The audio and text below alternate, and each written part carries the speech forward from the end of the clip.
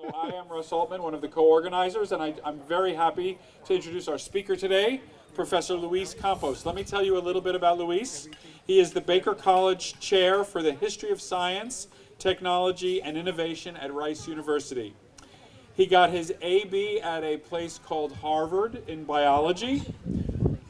He did that 16 years after I did that, so there you go. He got a PhD in the history of science also at Harvard, and a master's in the history of the philosophy of science from the University of Cambridge. He is an expert on the history of biology and technology and innovation. He's written several books on the history and significance of radium, mutations in DNA and synthetic biology, and engineering of life. He's worked at the Library of Congress. He's worked at the Institute for Advanced Studies at Princeton, Columbia University, and he was recently served as the secretary to the History of Science Society. I got to know Luis first in the last year and a half as he was one of the spearhead for a meeting called the Spirit of Asilomar. This was held in February of 2025. And many of you know, a brief history lesson from a non-historian. This will be very brief. In 1975, at the Asilomar Conference Grounds, a bunch of scientists who were doing the newly founded field of genetic engineering and recombinant DNA realized that they were playing with fire, and that maybe it was a moment to take pause and think about the technologies that they were developing and what should be done about it in terms of guaranteeing public safety. There were worries about creating Franken-monster bacteria. So this group got together in a historic meeting in 1975. Luis happens to be a world's expert at that meeting, so much so that he actually realized that February of 2025 was the 50th anniversary of that meeting, and almost to the day, he helped lead a fascinating and I think impactful meeting where people, scientists, now it wasn't just scientists, it was scientists, ethicists, social scientists, humanists, got together looking at the current status of biotechnology and the threats, if any, to humanity. And I don't think anybody will be surprised to know, and I think we might hear about this, that AI and biotechnology together makes a potent mix that is filled with good and possibility and also has some downsides. And so there was discussions of this, and I recommend you go visit the spiritofAsilomar.org website, where all of the artifacts that came out of this meeting are available publicly for reading and considering. So that was an amazing introduction to Luis. Both the meeting, not what I just said, that was an okay introduction to Luis. And so it was a no-brainer, and the organizing committee was incredibly excited to invite Luis, and we were doubly thrilled when he accepted this invitation. Please join me in welcoming Luis Campos. Thank you. And the PSB tradition, hopefully you don't have a flower allergy. Okay. A lei. Thank you. Thanks Aloha. And you don't need this. No, I have the great. Good evening, everyone. It truly is a pleasure to be here. I have to say, out of all the speaking invitations I've ever gotten, this might be the absolute hardest one to follow that act that we just had. That was truly amazing. So apologies that I am not a magician, but but magicians make very improbable things happen, like fierce winter storms walloping the Big Island, dropping half a foot of snow on it, or delicious hotel dinners with open bars. These are also improbable things. Or a historian of science speaking at a conference on biocomputing. So, ta-da! Here I am. So I want to take advantage of our remarkable location here this week to weave together some of my interests in the history of biology. I am a historian of genetics, with some of the things that I've heard emerge this week during our meeting, with the theme of chance and necessity and urgency as the things I want to talk about. And I want to talk about it with some evocative stories, which is what historians like to do. And because we want to get things that people have said just right, we use notes. So I realize that's a disciplinary difference, but this is what historians like to do because exactly how something was said sometimes really does matter a lot for how things played out. As we all know, life is kind of unfathomably imaginative, that everywhere we look, even in the most extreme environments, deep underground, at the bottom of the sea, or in the highest reaches of the atmosphere, we find life. And of course, as you all know, in the molecular mechanisms that we're exploring, we find unending complexity and significance, and we're still trying to understand a lot of that and to find uses for it. And this is true in bioengineering or in biomedicine or in both. You know all of this. The possibility or the combinatorial space of life is vast, and that's just the earthly life that we know. The potential of life on other worlds, those extraterrestrial elsewheres, expands the possibilities still further. And exobiology was perhaps the first original field exploring the question of biological dark matter, which was on our agenda this week. And throughout the 20th century, the dream of the breeder, of the genetic engineer, of the synthetic biologist came to parallel this astrobiological dream of detecting new forms of life. So are the biologies that we know the only possible biologies? What is the intersection of chance and necessity in biology? Now, some of you might recognize that phrase as coming from Jacques Monod, who had elucidated the features of genetic regulation through the Lac operon.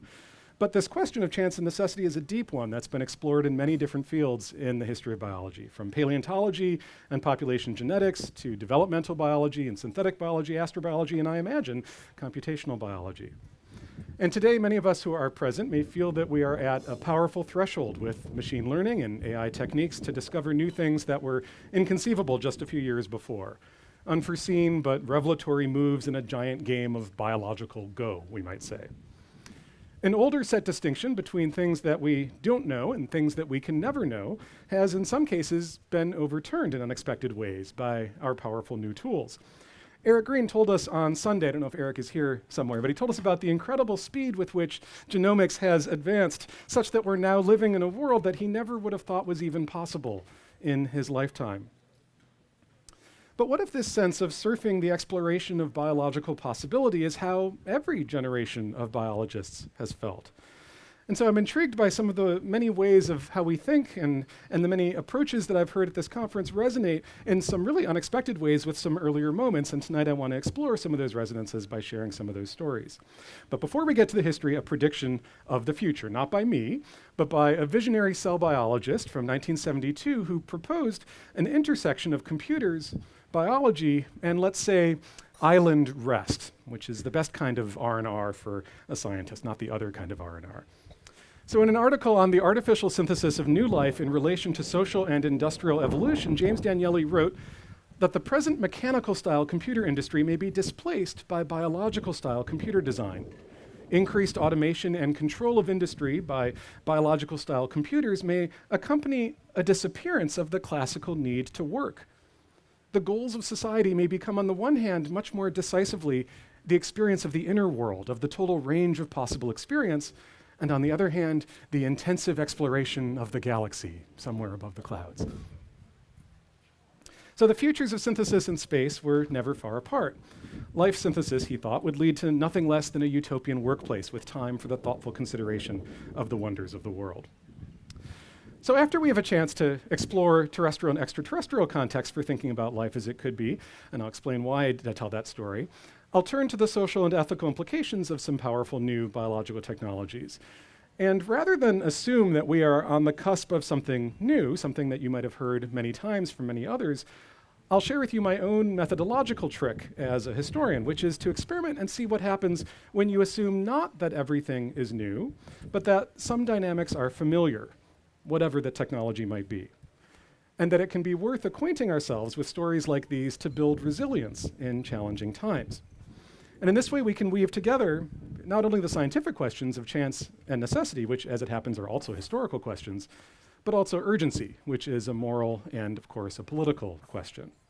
And I'll do so by talking about the afterlife of Asilomar, which you heard Russ begin to introduce a little bit here, a conference that took place 50 years ago in a location rather like this, at a beach at the edge of a continent, grappling with these sorts of questions here. It's a powerful story, but it's also a scary one. It's a ghost story, we might say, inspired by Satoru Miyano's talk this morning, and a story that provides wisdom even as it escapes full resolution. So with the benefit of our surroundings, with the oceans, the heavens, with some flickering fire out there, I want to take advantage of this setting and tell the story through the ocean out there, through the sky above, and through the sand at our feet. So let's start with the ocean. time was. If you wanted to find new biological things, you had to cross the seas to far-off lands, or you had to dredge them up from the ocean. And that was as true for oceanographic expeditions in the mid-19th century as it was for Craig Venter in the early 21st. But back in the day, oceanographic expeditions were done for military purposes and with the side benefit of producing scientific knowledge. And whether this was inadvertently, as in Darwin's ill-fated voyage of the Beagle, he didn't know what he was doing, he messed up all his samples and he wasn't even a naturalist in the first place, or in more planned ways, as when his greatest defender, Thomas Henry Huxley, had traveled to the South Seas on such a mission and pulled up some slime from the bottom of the ocean, bottled it, and claimed that it was the ancestral form of primordial life, that the ocean was the cradle of life. Now, the slime was later found to be an unexpected precipitate, but this is still part of the story of how we think about the ocean as being the cradle for the evolution of life. Now let's add in sky. At an astrobiology symposium at the Library of Congress in 2013, the invitation was made to, quote, think about a world in which biology proliferates, in which we have a lot of different biologies. What if what nature has provided is not the only biology possible, one speaker was asking? What if we might face not the total depletion of biodiversity, but find ourselves instead to be at the edge of a new Cambrian explosion of biodiversity? So I wonder if computational biologists and others of you in related fields might have similar concepts describing the structures and forms of life that might yet be, outlining the parameter space or the combinatorial space of life. I'd be very interested to know what is the language you use to think about these interesting questions. But I took my query from that symposium as a starting point for my own work and set out to trace these historical connections between astrobiology and synthetic biology, to tell a story about these two fields, one about discovery and the other about invention, and to find out that in fact they're descended from a common ancestor, that some of the same historical actors were asking questions that were finding similarities between these searches for life in other places and our quest to remake it here on Earth. And in fact, we can even look at some earlier points in the history. The Chemical Evolution Lab at NASA Ames used to have the secretaries answering the phone saying, life synthesis. So that seems strange to us now, but these things were seen to be intertwined stories earlier on. From the astronomical side, astronomers like Harlow Shapley in the middle part of the 20th century envisioned 100 million what he called life theaters, scattered throughout what he called the metagalaxy. We are not alone, he said. And we should admit, of course, that the animal, vegetable, or other organisms on happier planets may have far surpassed the terrestrial forms. And then there's this beautiful line that he offers, which is the source of my title for tonight. There is no reason whatever to presume, he said, that Homo sapiens, Apis mellifera, the honeybee, and Corvus americanus, the crow, are the best that biochemistry and Starshine can do. From the biological side, I found figures like Julian Huxley, who founded the biology department at my university and later became the first head of UNESCO. He was the architect of the evolutionary synthesis. He was a grandson of Thomas Henry Huxley, who I mentioned before. And Julian, in 1930, described evolution as one long sermon on the text of the infinite plasticity of living matter. In 1953, he said, man finds himself in the unexpected position of being business manager for the cosmic process of evolution. And his close friend, Hermann J. Muller, who won the Nobel Prize in 1946, famous for his studies on radiation-induced mutation in fruit flies, a keystone of classical genetics, argued shortly later that evolution will become, he said, for the first time, a conscious process, enabling us to explore what he called the wondrous potentialities of development thus disclosed in life forms.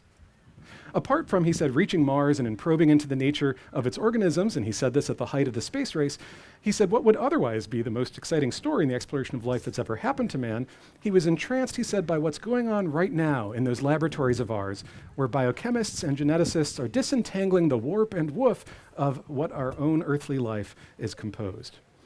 So he was a genetic engineer even decades before this existed. And lecturing just a month before the launch of the first Soviet satellite in 1957, Muller spoke publicly on the theme of, quote, man's responsibility for his genetic heritage.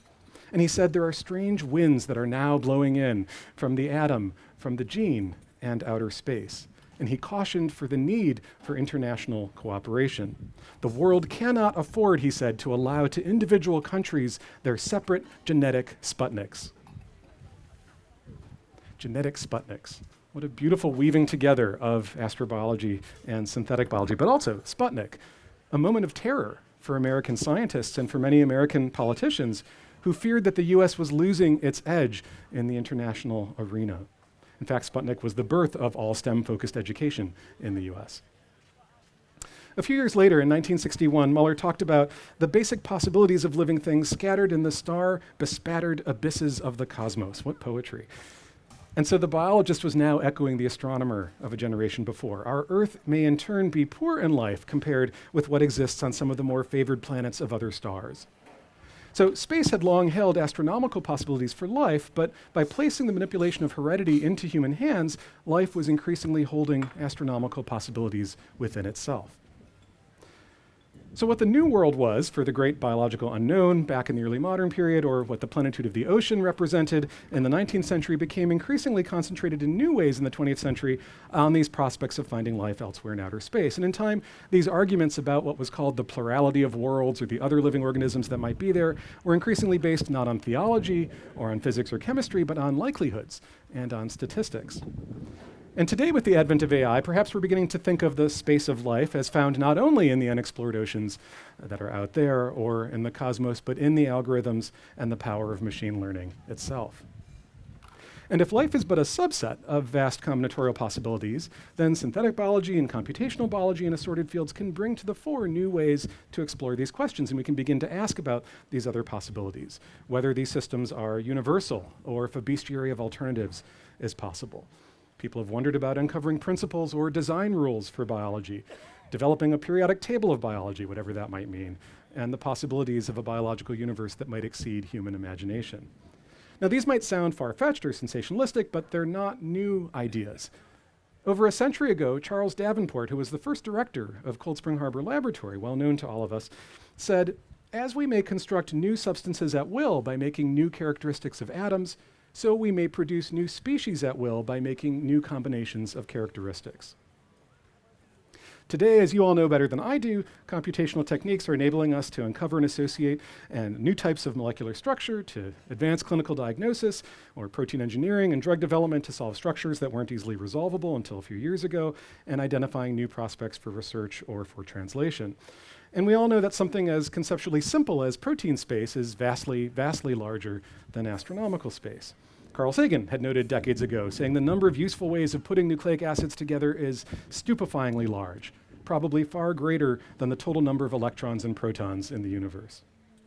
So when I heard Martin Steiniger describe on Monday the protein universe, or when Jason McDermott proposed the unknown on Sunday, I heard echoes of these earlier generations and their claims of what we might do in vitro, or we might say in astro. What Carl Sagan once called, in the cosmic context, the exploration of worlds that never were. So the extraordinarily large data sets that many of you work with and that you are restricted from downloading on our hotel's Wi-Fi are, to this historian's eyes, the newest parts of a much longer history of biologists' efforts to grapple with the space of all possible combinatorial options in biology, or what I'm tempted to call, maybe this already exists, I don't know, the omiome. Now, perhaps I can finish this section by telling a story of how seemingly unrelated fields sometimes have deep connections. When NASA had me resident at the Library of Congress for a year, I read through some 1,700 boxes of Carl Sagan's papers. And I discovered an amazing correspondence between Sagan, who we all know, the popularizer, the astronomer, the planetary scientist, right, and Muller, who I mentioned earlier. And this correspondence highlighted their shared interest in life as it could be. They talked over the course of years about the limits of life, what life forms might exist elsewhere, how life might adapt to environments beyond the Earth, and what genetic engineering could make possible. And they were bridging these realms of the astronomical and the biologically engineered. And life on Mars was a common topic for them. And the perfect encapsulation, visual encapsulation of this relationship was a birthday card that was sent from Carl to Joe when Muller was 68 and Carl Sagan was 23. This was an image of Mars, the best available at the time. And Mars was crossed by a very thin red diagonal thread, above which Sagan wrote, "The red thread slowly weaves its way upwards." Now, Muller had often referred to the chromosomes as the threads of destiny, and he used the metaphor of a long red thread to describe the history of life on Earth and our ability to reweave that thread by our own efforts. So Sagan ended up adopting Muller's language and his metaphor, and in 1959, when Sagan became a father for the first time, he used Muller's language to describe his own deeply personal experience. He said, "It feels strange adding our fiber to the red thread. I've never before," he said, "had so strong a feeling of being a transitional creature at some vague intermediary position between the primeval mud and the stars."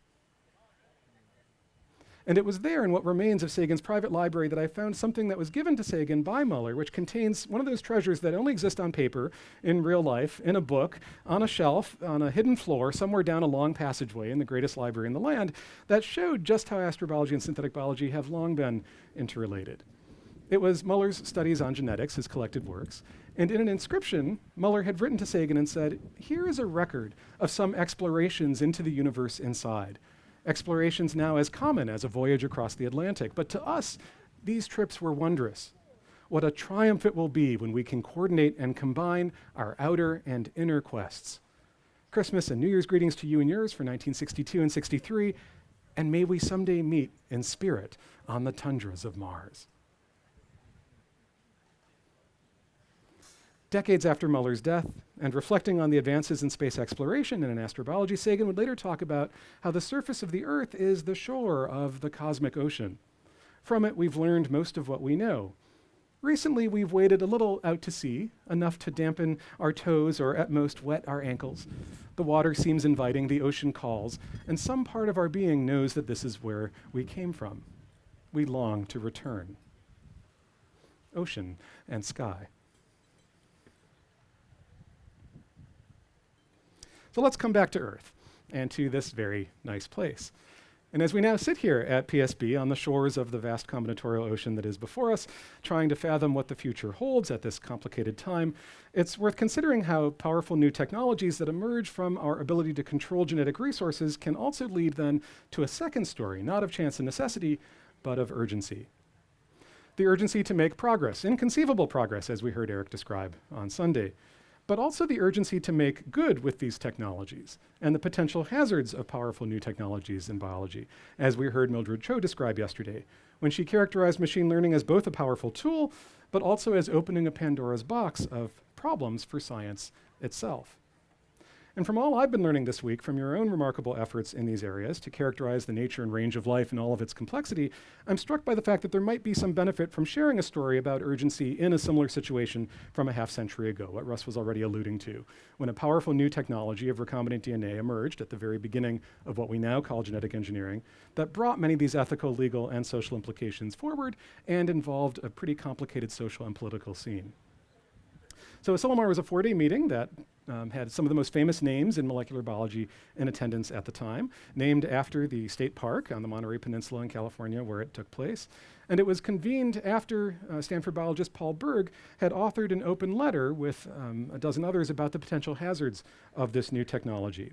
So this meeting was called to envision ways of how to proceed safely, how to have a little care before we leap, as Berg put it. The meeting drew so much attention it was even covered, believe it or not, in Rolling Stone magazine, where it was nicknamed the Pandora's Box Congress. It's a great article, one of the best pieces of science journalism anywhere, and you can find it online and have a great time reading it. But as I said, this is also a ghost story, a scary story, a cautionary tale about scientific governance, about technical expertise and safety concerns, about good intentions and complex realities, and about how we can't always predict or model or engineer how our science interacts with the larger social realm. And I think the sooner we understand that, the better. So for those who may not be as familiar with it, I'll explain a little bit more about Asilomar and why it matters for biotech. And then I'll describe some of the aims and the challenges of the summit that we organized last February on that 50th anniversary in the same location. And then I'll conclude by describing how some of the approaches we developed could help guide future biotech governance in a global context, and that will bring us to SAND. And I want to share this amazing story of the history of your own field with you because it does seem like there are many echoes from then until today. Recombinant DNA was going to be used to solve the world's pressing problems. And some of the reasons that were mentioned 50 years ago as reasons to develop this technology, such as how biodegradation could help with problems of pollution, or how we might have the prospect of efficient carbon fixation, things that I literally just heard said on Monday here in our meeting, are exactly the sorts of things that they were advocating for 50 years ago. But there is also a cautionary tone to the meeting, and not only one of promise, that they wanted to find out how to minimize the risks of this new technology before the technology had really been developed and much was understood about it. And so over the course of this week, I've heard many references to safety, to guardrails, to keeping humans in the loop. That's a new phrase that I've learned from your meeting here. And a concern for responsible development and deployment, and especially in clinical settings. And all these things have roots in the Asilomar meeting, when biologists first really began to think about what happens when their exciting new technology meets the real world with faster and larger scale impacts than ever before. There are technical legacies of Asilomar as well. In an effort to reduce this potential hazard from newly engineered organisms, the meeting proved to be an inflection moment for new biosafety procedures and for laboratory design. Among other things, it created what they called the P1 to P4 biosafety level containment system. You probably know this by other names. And they proposed the development of what they called disarmed host strains of E. coli to work on in an effort to figure out how to safely end the voluntary moratorium that they had been putting on themselves in order to take advantage of new research possibilities. So it was widely recognized that there were important scientific and safety issues here, and also that this couldn't be decided by one country alone. This had to be something that was international in scope, that microorganisms did not respect national boundaries. We might say something similar about some of the issues that we're confronting with machine learning today.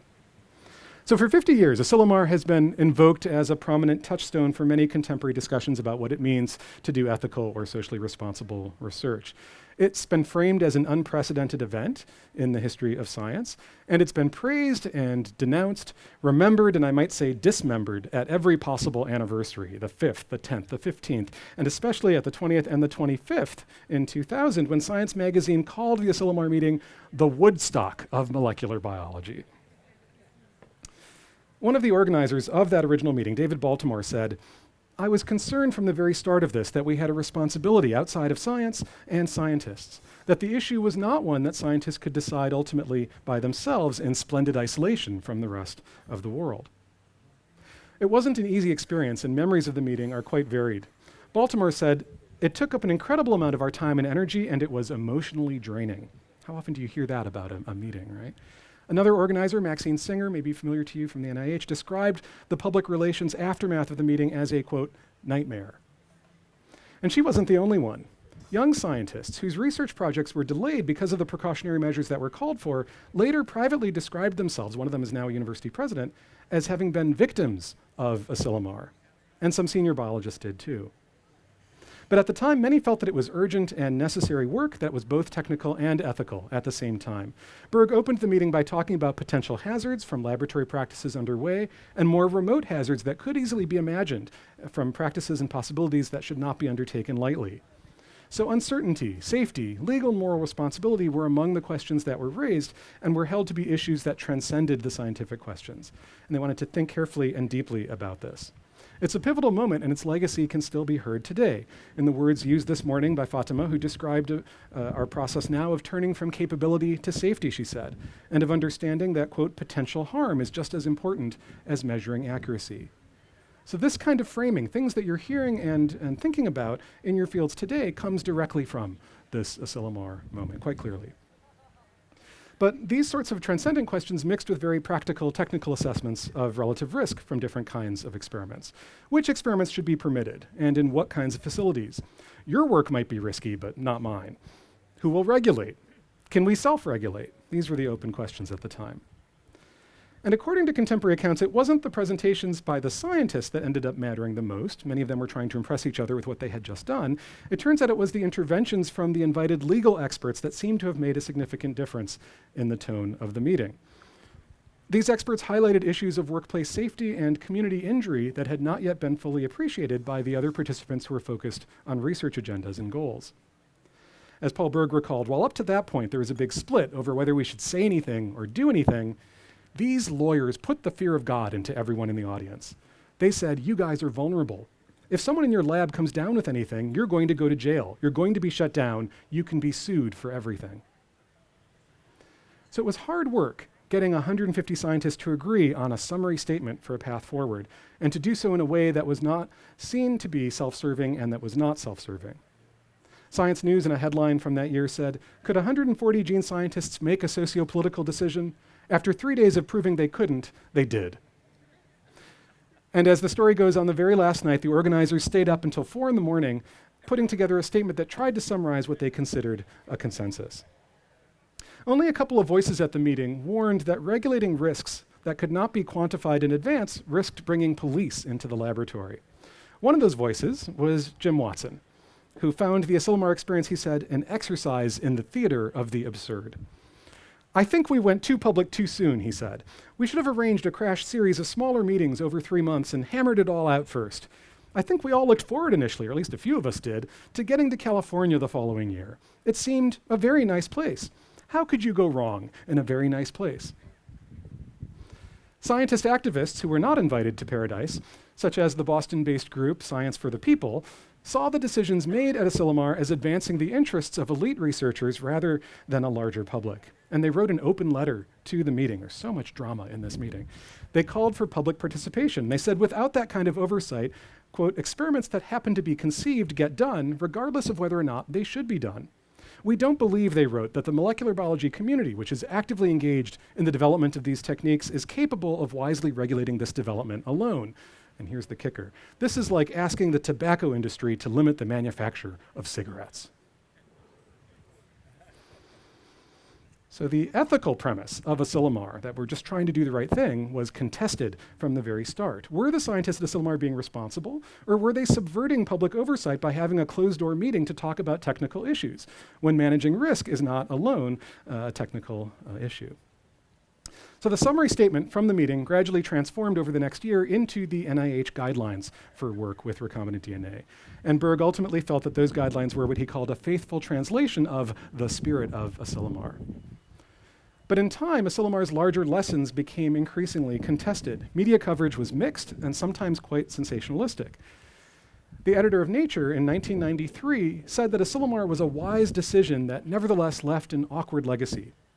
And Science magazine, at the 25th anniversary in 2000, asked, was it something that could or even should be repeated?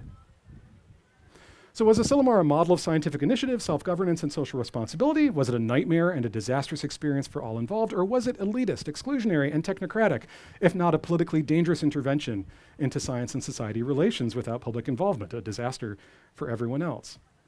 Only a fool, it seems, would look to organize another Asilomar. Ta-da! So as Russ mentioned, I was the initiator and one of the organizers of this summit that we convened on the 50th anniversary. And along with my co-organizers, Drew Endy from Stanford and the leadership of the Science History Institute in Philadelphia, we wanted to take the opportunity to reflect on those very complicated legacies of that meeting to think about the future of biotechnology today. And so we called our meeting The Spirit of Asilomar and the Future of Biotechnology. I wrote 3 pieces in Science magazine leading up to the meeting, helping to get people thinking about what this might mean, this anniversary, and how we might use it and make it productive. And in the aftermath, it was covered in Science and Nature and NPR and a variety of other sorts of places. Now, it had been said that there could never be another Asilomar. Nature said in 2015 that we are in a moment after Asilomar, quote, where scientist-led conferences are no longer the best way to resolve debates on controversial research. That was said a decade ago. So I took this to heart and I thought to myself, well, that's right. There should never be another Asilomar, at least one that's not 99% male, with participants coming mostly from the North Atlantic, with only scientists represented, and among them, only senior ones at that. How can you talk about the future of a field when you don't have younger researchers there? So we decided to invoke the spirit of Asilomar in new and capacious ways. And we convened this meeting and brought together double the number of people who were there in 1975, 300 people in the very same place, the very same halls where those discussions took place. But this time we assembled many different kinds of voices and forms of expertise in the room. We knew that we needed technical expertise to understand aspects of these challenges, scientists and engineers, of course, but we also needed other kinds of voices in policy and in regulation and in governance, in circumstance and context and contingency, people from the humanities and social sciences, as Russ said, in public advocacy, in journalism, and in art. And we wanted to give another generation, and not only scientists, the chance to invoke this spirit of Asilomar, to think through how to engage with unknown potentials and hazards involving biotech today. So we had 5 major themes that shared what we thought were commonalities or connections with the kinds of concerns that were raised in 1975, but that were speaking to the issues of today. So in short, releasing engineered organisms into the environment, what we might say is beyond traditional containment, thinking about pathogens research and bioweapons, an unfinished agenda from 1975. It turns out the heads of the Soviet bioweapons program were at Asilomar and nobody but them knew it.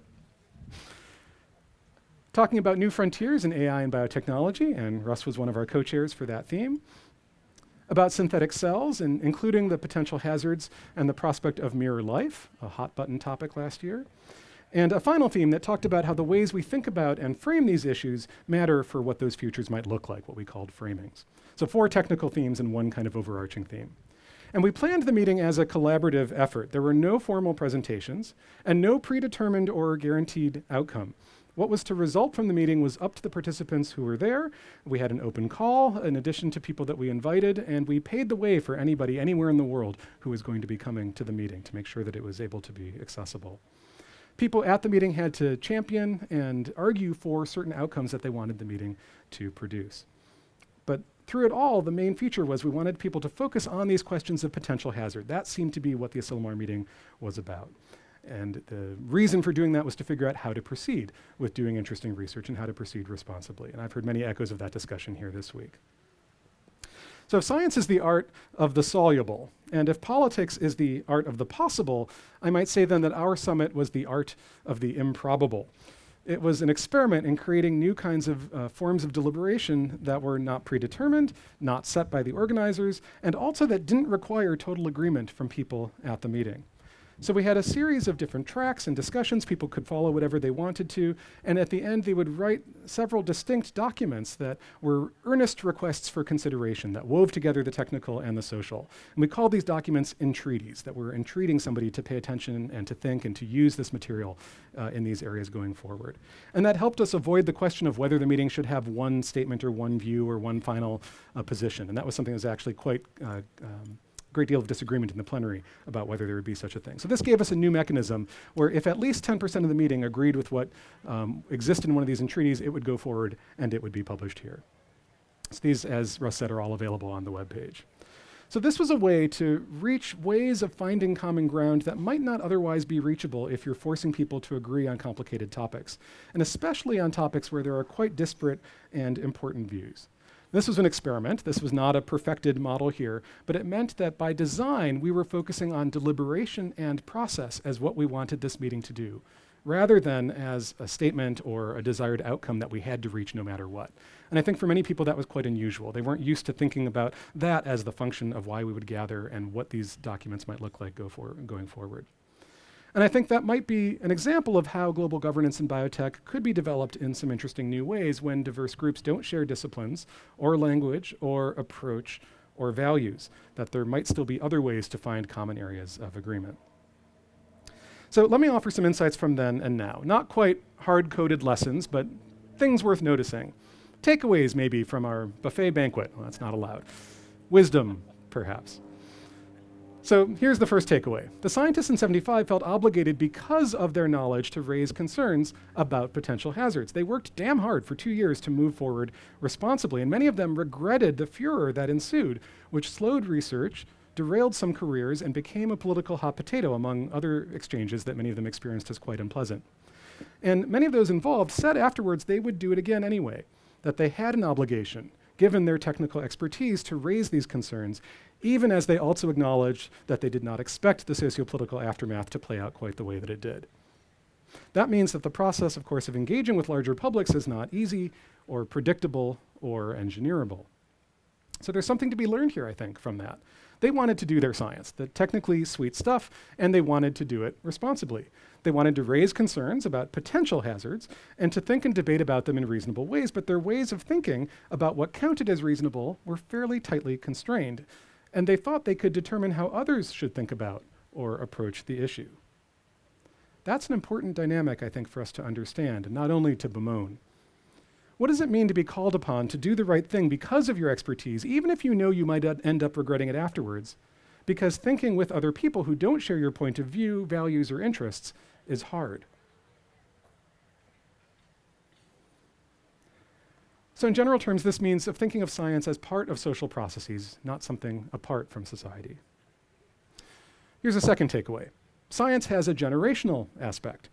What it made sense to do in 1975, to blow the whistle on yourself, as it were, as Baltimore described, might look rather different to a later generation who don't see recombinant DNA as a potential hazard, much less an existential risk, and who don't want to waste time or energy talking to the media or politicians or regulators. So what history enables us to do is not lessons, but to think with time. How does delta T matter when you're trying to characterize path-dependent sequences of complex events? I would never describe history that way to my colleagues, but maybe that helps to explain some of the things I'm trying to get at here.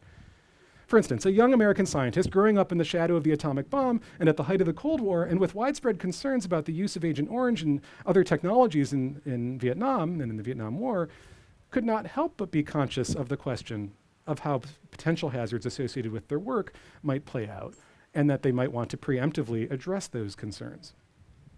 In fact, the organizers of Asilomar said that they felt they were in a, quote, pre-Hiroshima moment. They'd grown up in the shadow of the bomb. So what if the ways that we think and recall and invoke our cognitive structures and our modes of reasoning are not only abstract methods that can be mimicked by machine learning, but are always embedded in context and in personalities and play out in surprising ways responsive to social and political conditions of the moment? Here's a third and related takeaway. We can study how things that are praised at one moment in time, raising concerns, can be feared at another moment, or vice versa. And we can also understand historically how appeals to evidence are never enough. I'll say that again. Appeals to evidence are never enough. Some reasoning takes place with evidence, and some debates are about what even should count as evidence, or a reasonable frame for debate, or who should be at the table debating. And of course, sometimes we find ourselves living in a world or in a room where evidence doesn't always matter, or at least not what we think of as evidence matters. And so we might want to pay attention to evocation and invocation and narrative, what I've been trying to do tonight. Asilomar, which meant many different things to many different people, has been repeatedly invoked in contradictory ways. We may not even know what we're referring to when we use it as a shorthand with others. And perhaps invoking the past in different and competing ways for present interests and purposes is not unique to Asilomar, but applies to every other kind of event as well. We are familiar, I think, with this dynamic today on January 6th of all days. So let me return to the question of urgency, and that will land us back on sand, right? Urgency doesn't mean consensus. It means dealing with the nitty-gritty, being adept and able to deal with sand that gets in the gears. Not seeing difficult or irresolvable conversations as circular because they frustrate our research agendas, but as the constant building and maintenance of trust across dynamics of expertise and power. To think of science as relations and not only results. And what this means is that our social interactions with each other as scientists, with our funders, with our government, is a political project. It's not a partisan one, it's not a politically correct one, but it's a political one nevertheless. That said, when I invoked the historic moment at the Spirit of Asilomar, I was thinking about 1975. I was not expecting to convene a summit where the present moment itself would feel like a historic moment.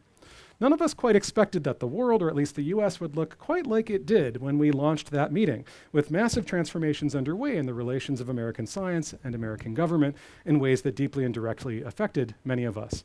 There were people from other countries who asked me where were the American government employees, and the reason was they were not allowed to travel. Right? So alongside the ghost of Asilomar, we might say there was an elephant in the room. We met, after all, less than 2 weeks after the editor of Science magazine had called for the scientific community to, quote, unite in speaking out against this betrayal of a partnership that has enabled American innovation and progress. And that state of crisis, as we all know, has not subsided, and you know it better than I do. As Terry said in her opening remarks here on Sunday, this has been a year of change for so many reasons. Now, many folks often look for the lessons of history, and I'm not sure history has lessons, at least not unambiguous ones. But in urgent and pressing contemporary situations, like ones that we often face, I find it helpful to think in cases through other people and through other times. And as I'm trying to suggest, the stakes and positions and claims of something 50 years ago or more can sometimes resonate in really unexpected ways with our contemporary moment. The technologies might have changed, but the dynamics might be quite familiar. And this suggests that there are lots of ways of thinking with the past that are different than returning to or celebrating or learning the lesson of the past. So this brings us back to chance and necessity then. Both biology and history teach us you can't always control or predict how things will turn out. So what, after all, is the best that biochemistry and Starshine can do? We can answer that question on technical grounds, we might think, identifying the most promising system or structure or chassis for whatever our given interest is, and how machine learning and computational biology can get us there. But the question will still remain, best for whom, and decided by whom. So how do we unite our technical interest, our inner technical interest, and our outer social context? It suggests that the best that biochemistry and Starshine can do is not only a scientific question, it's also a social and political and ethical one. And that makes it an urgent one. And so as we engage with these sorts of questions and themes I've been hearing today about what an earlier generation called our responsibility for the world's genetic heritage, what we are thinking of as relevance for the practice of science itself, and of course in the face of an ever more complicated domestic and international world, we might do well to remember seemingly far-off moments from 50 years ago or earlier, that science has long been a space where individuals can connect even when governments can't or won't. And I think it's not an exaggeration to suggest that the future of science might well depend on the forms of cooperation that might come next.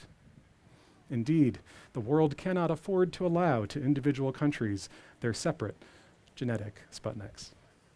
Thank you.